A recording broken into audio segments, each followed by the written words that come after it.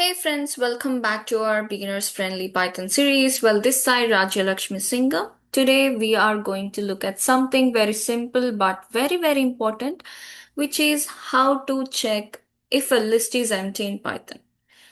I know we have already done this before in the previous exercises, but this time we are going to use the concepts that we have learned before, which is regarding the loops, for loop and while loop. So this might sound tiny, but trust me, you'll use this a lot when you start building bigger projects. Imagine you have a list, but you're not sure if it has any items in it or not. Maybe the user didn't type anything, or maybe the list is cleared out. So how do we check that? That's what we are going to learn today, and we'll do it using two different methods, one with for loop and the other with while loop. Okay, let's start. So all you have to do is get the input from the user. So input values, input,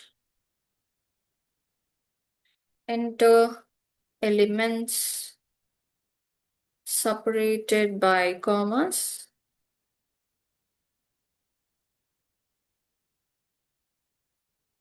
And just create a list. I'm using my list here and you can use any name. So I'm doing it input values dot split. We are splitting them separated with commas. And with for underscore in my list. I'm telling you again, guys, if you jumped directly to this part, I will suggest you to go back, see the for loop videos and even the while loop videos. Come back here. I'm gonna keep that also in the description and also attach in the card section. Please go check there, see the syntax of for loop and why we do it, how we do it, everything, and even the while loops. Then come back here and see this exercise so it will be easy for you to understand what's going on here and how we can do it. So for underscore in my list, so just print the list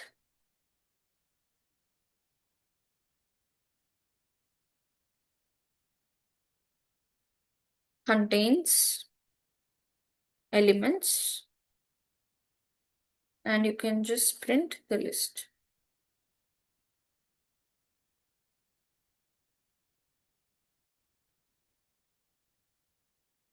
Else you can just say that the list is empty.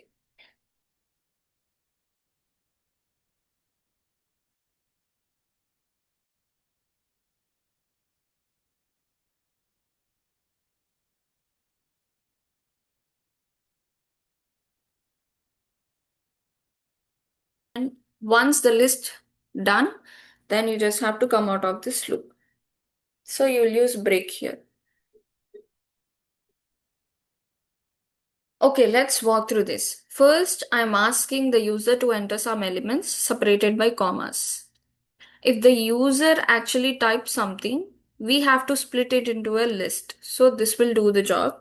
So when we do it, if we have input list, that means input values, then else just give empty.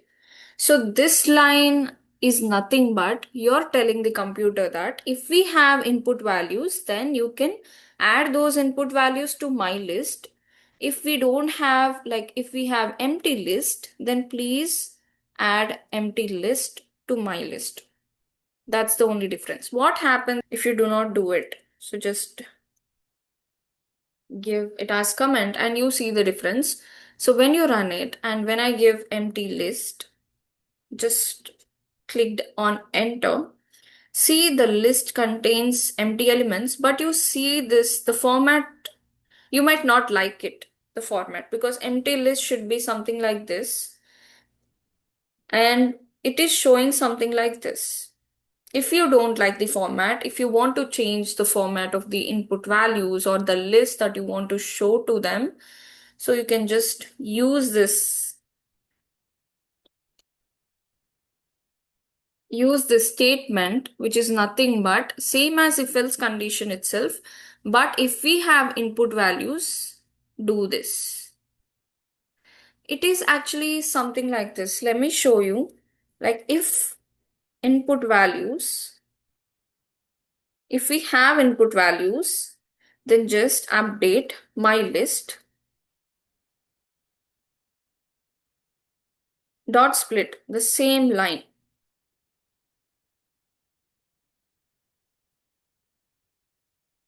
Else my list. So this line is same as this syntax. So if we have input values, then this will be true. So then my list will get updated with these values separated with comma using the dot split. Okay. Else my list will be empty. So this is what happening. But instead of writing 4 lines of code, we are just writing it in one line to optimize the code. So this is called code optimization. The logic and the way the program runs, everything will be same, but we write it in a single line of code instead of writing it in 4 lines of code. So that's the only difference, guys. Please don't get confused. It is just as simple as this syntax. So it is actually a short form of writing it so we can optimize the more number of lines. Like when you are dealing with large amount of project, so when you have thousands of lines, then at that time writing the code in this manner will help you a lot. The code looks shorter and you will understand how the things are going on. So that is how you will do it.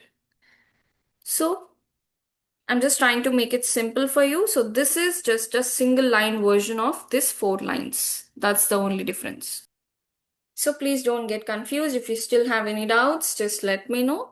I will explain it once again if you need. So please don't get confused. If you I'm asking the user to enter some elements separated by commas. If the user actually types something, then we split it into a list. If the user just skips it, then you will get an empty list. Okay. So then here comes the fun part, the for loop. If the list has elements, then the loop will run at least once. So that's why we immediately print this list contains element, because if it is running, then that means the list have elements and you can directly break it, because our main motto is to see whether the list have elements or not. If the list have elements, then it will run at least once. So once it is running, so we can just break out of the loop. We can just come out of the loop. We don't have to print every element from the list. So we don't have to go through each and every element in the list. So we will just come out of the loop by using this break statement. And you will also say, if the list is empty, then you will just print the list is empty. Let's run it.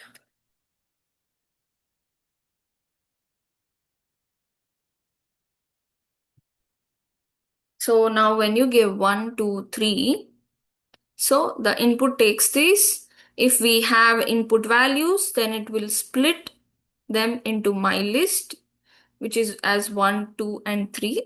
Now it comes here for underscore in my list. You can just print. That means for underscore in my list is nothing but it is printing. It is running through each and every element. So once it runs, so the for loop comes here, it will check whether it have any element or not. So it comes here, it sees that there is one element. It will not even check the other two numbers. It will just come here. It will see that we have one element. Okay. So the list contains something. So it will directly break and come out of the loop. Just it will print the elements and just come out of the loop. Why we see 1, 2, 3 here? Because we are printing the entire list for one loop itself. So that's why you see. If we have empty list, then it will just say the list is empty. The list is empty. So this is what happening here. Okay, now let's do it with while loop. So for while loop, you will do the same thing. We need input values, and if we have input values, then it will add it to my list. If we have empty, so then it will make it empty my list. And all you have to do is every time when you're dealing with while loop, always keep that in mind that we have to initialize first. Like from where the loop starts. Like for example, I equal to 0, while I less than len of my list.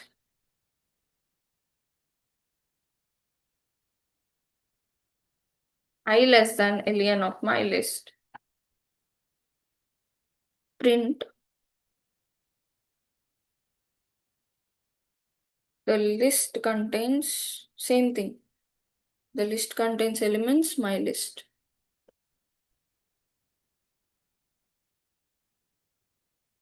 Okay. Else, you can use else in while also. I think you guys know that. You can just print the list is empty. And always use break for one loop itself. So now this time we are using while loop. So we start with I equal to 0 and then we say while I less than len of my list. So I is nothing but 0. Len of my list is nothing but, for example, if we give 1, 2, 3, three values. So what is the len of my list here? It's 3 because it contains 3 elements. So I is less, 0 is less than 3, true. So it comes here, it will just print list contains elements and then it will print the entire list. So as we know that we have, so now we understood that the list have something in it. So it will come out of the loop and then the output will be this single line. So if the list is empty, then as usual, it comes to else part and it will print the list is empty. So if there is at least one item in the list, the condition is true. So we print the list. If the list is empty, then the condition is false. So right away, the else part will run, the list is empty. So this is all about while loop. So this is called initialization. So this is where we started the loop to continue. So the initial value is 0. Now I value changes to 1 next time, 2 next time, 3 next time. So that's all about while loop. But here, when you want to check the list is empty or not, you can just run the while loop for just one loop itself, just one round, one time. So then you can just print if it have elements. Similarly, for loop also, you're doing the same thing. All right, my amazing learners. So this is all about checking an empty list using for and while loop. And if today's video helped you even a little bit, don't forget to hit that like button. And if you want more easy to understand Python basics, make sure to subscribe to the channel and join our growing community of beginners who are learning together step by step. Remember, every coder starts with small steps, and today you just took one more. Keep going, and I'll see you in the next one.